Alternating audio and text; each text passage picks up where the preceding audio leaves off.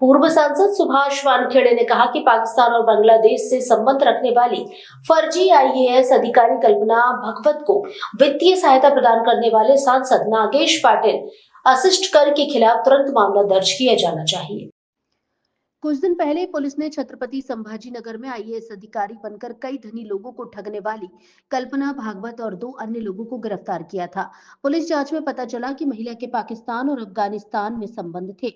हिंगोली के लोकसभा सांसद नागेश पाटिल असिस्टकर ने फोन पे के जरिए महिला को 1.45 लाख रुपए की मदद की थी। चूंकि महिला राष्ट्र विरोधी गतिविधियों में शामिल है, इसलिए नागेश पाटिल असिस्टकर का उससे संबंध भी है।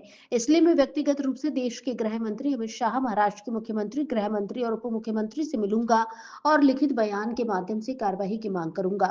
पूर्व सांसद सुभाष वानखेड़े ने सरकार द्वारा आयोजित एक प्रेस कॉन्फ्रेंस में कहा। वंदे भारत से अरविंद जाधव की रिपोर्ट। सर्वांचं या ठिकाणी मनापासून अभिनंदन। मागच्या याच महिन्यामध्ये एक घटना घडली की हिंगोली लोकसभेचे उभाटाचे खासदार पाकिस्तानी आणि अफगाणिस्तान या देशाचा एजंट म्हणून काम करणारी कल्पना भागवत सन्मान्य खासदारांची ओळख झाली कशी? सन्मान्य खासदार महोदयाने 1,45,000 रुपये याच्या अकाउंट मधून ट्रान्झॅक्शन कसं झालं? ही बाई कोण आहे?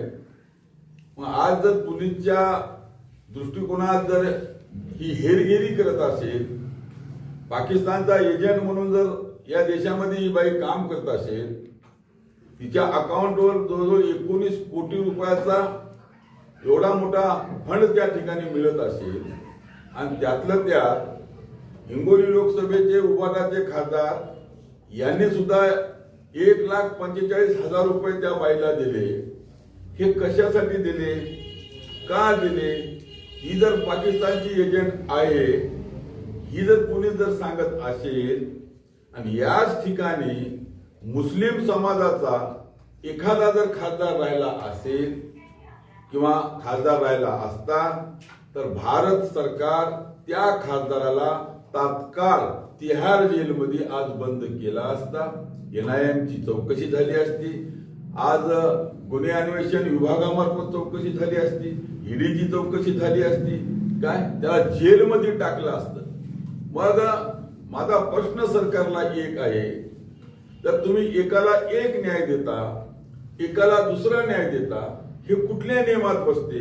डॉक्टर बाबासाहेब आंबेडकरांनी तुम्हाला घटना दिली, त्या घटनेमध्ये असा उल्लेख आहे का?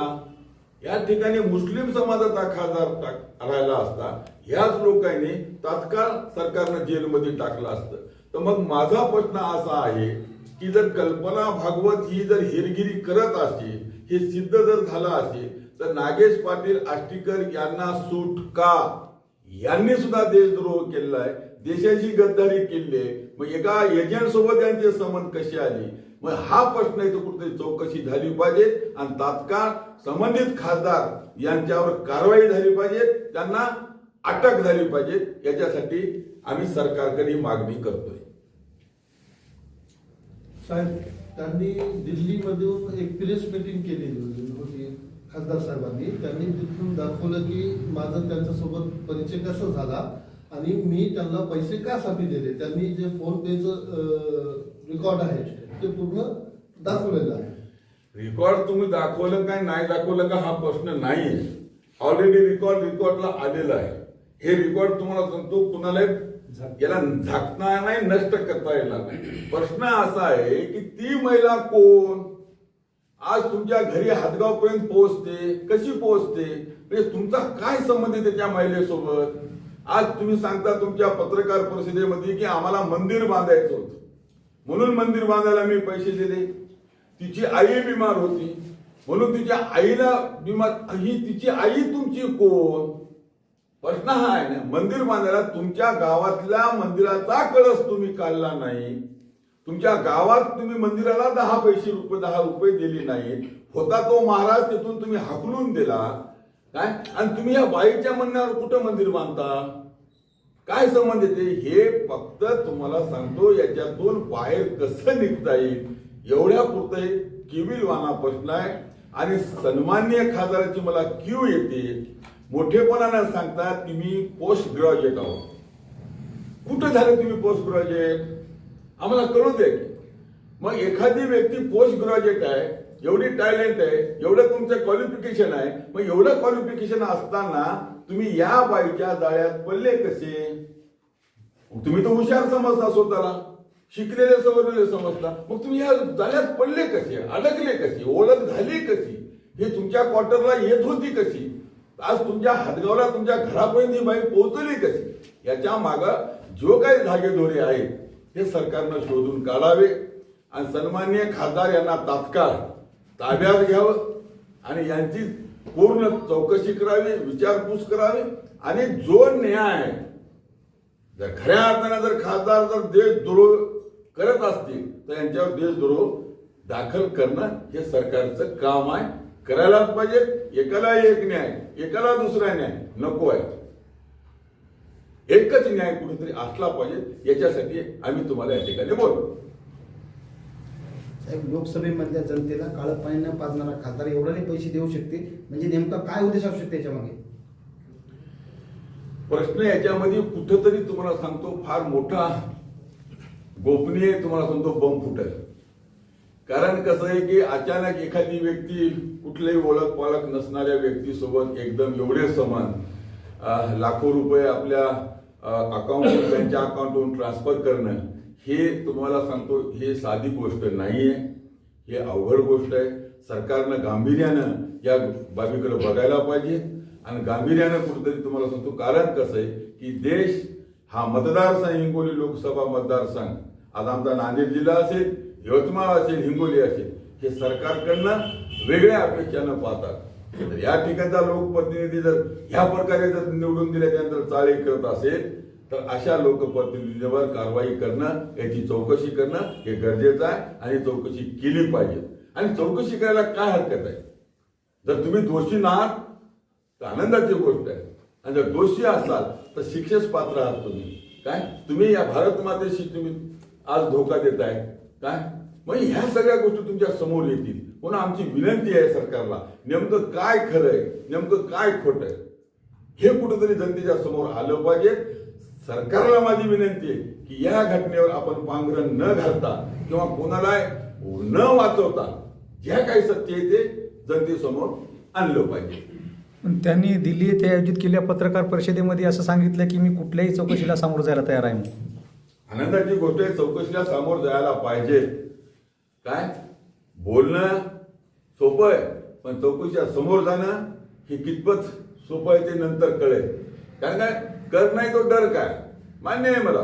जर तुम्ही दोषीच नाही तर चौकशीला समोर जा. तुम्ही जातो म्हणले तरी जावंच लागणार आहे, नको म्हणले तरी तुम्ही जावंच लागणार आहे. याच्यामध्ये कोणती मोठ्या मोठ्या पंतप्रधानांच्या चौकशा झाल्या, मुख्यमंत्री जेलमध्ये गेले, गृहमंत्र्याच्या चौकशा झाल्या. आज मला सांगा तुम्ही गृहमंत्री सुद्धा जेलमध्ये गेलेत काय, केंद्रीय मंत्री जेलमध्ये गेलेत, राज्यातले बऱ्याच राज्यातले मुख्यमंत्री जेलमध्ये गेलेत. कायदा सर्वांसाठी सेम आहे, सारखा आहे. याच्यामध्ये कोण मोठं आहे? कायद्यापेक्षा आणि किंवा या देशापेक्षा कोणीही मोठं नाही. लक्षात ठेवा. कारण काय देश मोठा आहे, कायदा मोठा आहे, काय जनता मोठी आहे. या सगळ्या गोष्टी कुठेतरी पोस्ट ग्रॅज्युएट माणसाला कळायला पाहिजेत. आणि त्यांनी असं हे करणं चुकीचं आहे की ती बाई माया चुलत भावाच्या पोराला भेटली, कोण्यात ट्रेनमध्येच भेटली, मग ट्रेनमध्ये भेटली तर तिकडं कशी आली, पण तिकडं आली तर आली, हातगावला कशी गेली, हा एक मोठा संशोधनाचा विषय आहे. हो हे सोपं आहे का? हे सोपं आहे का? हे बिलकुल सोपं नाही.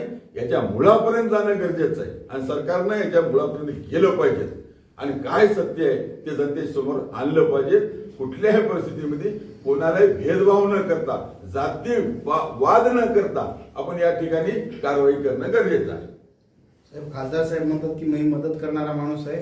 काय वाटते विधानसभेत लोकसभेत आतापर्यंत किती मदती केली असतील? उदाहरण एखादं आहे का आपल्याकडे? कोण मदत करणार माणूस? खासदार साहेब मदत करणार आहे म्हणतात. मी हा सन्मान्य खासदार त्याच्या मुलाखतीत सांगतात की मी उदाहरणार्थ करणारं लोकांना जो का रंजले गांजले त्याशी मुनिबा फुले साधू तोची ओळखावा देव तेथेच जाणावा आणि पूजा याची करावी. म्हणजे हे भारदानशूर माणूस हरिश्चंद्र आहे. हा हरिश्चंद्र राजा आहे. अहो कोणाच्या कपाळाला लावायला कधी रुपया दिला नाही आम्हाला. आणि मुलाखतीत सांगतो तो माणूस की मी दानशूर आहो. हा हे दानशूर नाही, हे घेसूर आहे. आणि घेसूर असल्या कारणामुळं यांनी किती घेसूर काम केलं हे लोकांसमोर आलं पाहिजे. काय काहीतरी सांगून दिशाभूल करण्याचं काम तुम्हाला सांगतो करतात. यांच्याकडे बोलायला जागा नाहीये. यांच्याकडे पत्रकारांचे प्रश्नाचे उत्तर देण्यासाठी सुद्धा तुम्हाला सांगतो यांच्याकडे कुठले उत्तर नाहीये. हे पक्के अडकलेले आहेत. आता फक्त यायचा कसं बाहेर निघता येईल एवढंच त्याचा केवलवानी प्रश्न असेल, दुसरं काहीच नाही. म्हणून आमची सरकारला विनंती आहे की भेदभाव करू नका. या संदर्भात मुसलमान असला तर तुम्ही आता ताबडतोब टाकलं असतं. या संदर्भात तुम्ही गृहमंत्र्याची किंवा संरक्षण मंत्र्याची भेट घेणार आहात का? आम्ही बिलकुल, मी माझं पत्र देणार आहे गृहमंत्र्यांना देशाच्या. मी अमित शहा साहेबाला भेटेल, त्यांना माझं लेखी पत्र देईल की या केस मधलं सत्य बाहेर काढा. जे वास्तव आहे ते बाहेर काढा. दोषी असेल तर त्याच्यावर कारवाई करा. काय त्याला कोणालाही सोडू नका असं मी स्पष्ट आम्ही उल्लेख करून आम्ही त्याची मागणी करणार. मी स्वतः मागणी करणार.